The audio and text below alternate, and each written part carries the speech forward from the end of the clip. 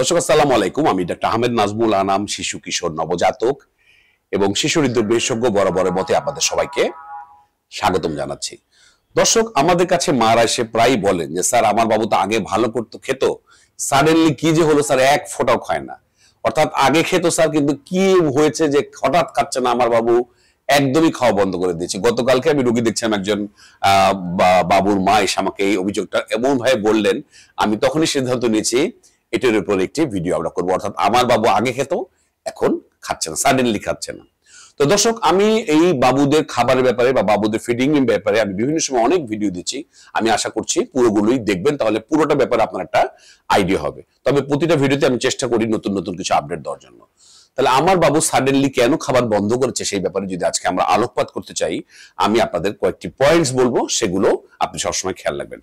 তো আজকে ভিডিওতে শুরু করছি যে আসলে একটি নতুন রুল, বা বলবো যে ডক্টর নাজমুল আনামস রুল বলি, যদি সেটা সবাই জানে যে আমি সবসময় যেটা আপনাদের মনে করে দিচ্ছি যে আমার বাবু কি খাবে সেটি আমরা বাবা মা ঠিক করব, কিন্তু আমার বাবু কতটুকু খাবে সেটা বাবু ঠিক করবে।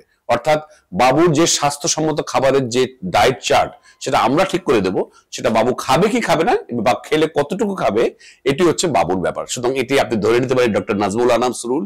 আমরা আশা করছি এটা মনে রাখবেন। তাহলে বাবুদের এই খাবারের পুরো ব্যাপারটি যে বিভ্রান্তি, সেটা যদি পর্যালোচনা করি, প্রথমে আমরা বলবো যে ফিডিং টাইম।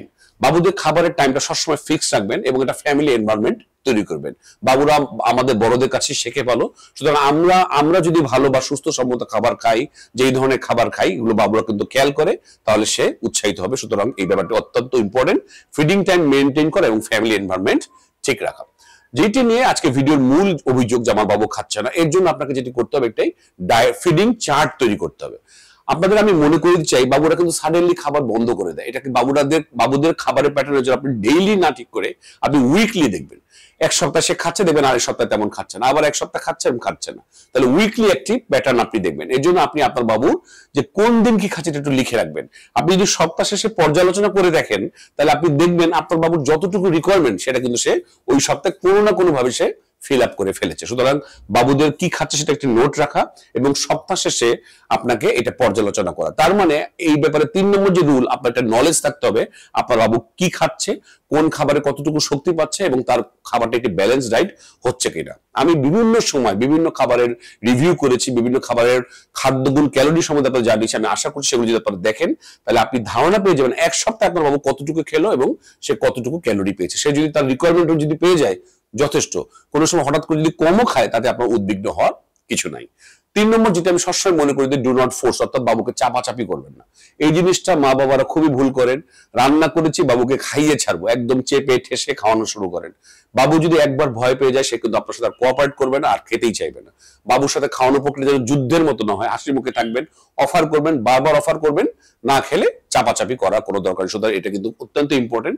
আরেকটি ব্যাপার যেটা খুবই ইম্পর্টেন্ট, যেটা আরেকটি আপনাদের জন্য টিপস, যে ব্যাকআপ খাবার রাখবেন না।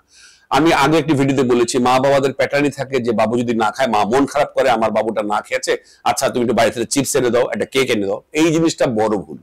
তাহলে সে একবার সে যদি এই ইনফরমেশনটা পেয়ে যায় যে মাকে এই লেভেলে বিরক্ত করলে মা ঠিকই আমাকে বাইরে থেকে একটা কোনো বাইরের প্যাকেট জাতীয় প্রোডাক্ট, যেটা আমি সবসময় মানা করি, কেক, বিস্কিট, পেস্ট্রি, চানাচুর, চিপস, এগুলো যদি একবার সে মজা পেয়ে যায়, সে কিন্তু আপনাকে ওই লেভেলে সবসময় বিরক্ত করবে এবং আপনি বাধ্য হবেন তার এই জেদের কাছে পরাস্ত হতে। আমি একদম না করবো, সে যদি না খায় আপনি স্টপ করবেন, আবার পরবর্তী অফার করবেন, কিন্তু কোনো ব্যাকআপ ফুড হিসাবে চিপস বা গুলো খাওয়াবেন না। আর একটা ব্যাপার, যেটা মোবাইল দেখিয়ে খাওয়ানো, খুবই একটি আমি বলবো যে ভ্রান্ত ধারণা। এটা অনেক মা বলে স্যার মোবাইল না দেখালে খায় না। আসলে এই জিনিসটা তো শুরু করেছেন আপনি।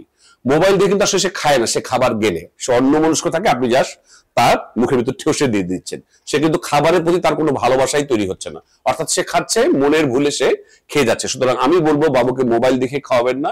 মোবাইল দেখে খাওয়ানো কিন্তু একটি ভুল প্রক্রিয়া এবং একবার 2-4 দিন এটা কিন্তু সফল হয়ে পরে দেবেন, এটা একদমই ব্যর্থতায় পর্যবসিত হয়েছে। সুতরাং আপনার বাবুকে আপনি মোবাইল দেখে প্লিজ খাওয়াবেন না।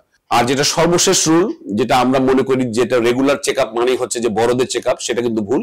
বাবুকে অবশ্যই কিছুদিন পর, 3 মাস হোক 6 মাস হোক, আপনারা বাবুদের বা ডাক্তারের কাছে নিয়ে যাবেন। এই রেগুলার চেক আপ কিন্তু প্রথম থেকে যদি কোনো ধরনের স্বল্পতা, যেমন রক্ত স্বল্পতা, কিন্তু দীর্ঘমেয়াদী প্রতিক্রিয়া হয়। মারা আমাদের কাছে এমন সময় আসে দেখা যাচ্ছে বাবু অনেক বেশি রোগাক্রান্ত হয়ে গেছে, মাঝে মাঝে আপনার ডাক্তারের কাছে নেবেন, একজন ভালো ডাক্তারের কাছে নেবেন, প্রভাবলী একজন পেডিয়াট্রিশিয়ান যদি সম্ভব হয় তাকে দেখাবেন, এবং উনি নির্ণয় করবেন আপনার বাবুর কোনো রকম ঝুঁকি তৈরি হয়েছে কিনা। তো দর্শক, আমি যদি মনে করছি যে এই 7টা রুলস যদি আপনি ফলো করেন, আপনার বাবু দীর্ঘমেয়াদীভাবে সুস্থ থাকবে এবং আপনার যে অভিযোগ বাবু সাডেনলি খাচ্ছে না, সেই ব্যাপার থেকে আপনি পরিত্রাণ পাবেন। আজ এ পর্যন্তই। পরবর্তী নতুন কোনো টপিক নিয়ে আবার হাজির হবো। সেই পর্যন্ত বরাবরের মতোই আল্লাহ হাফেজ।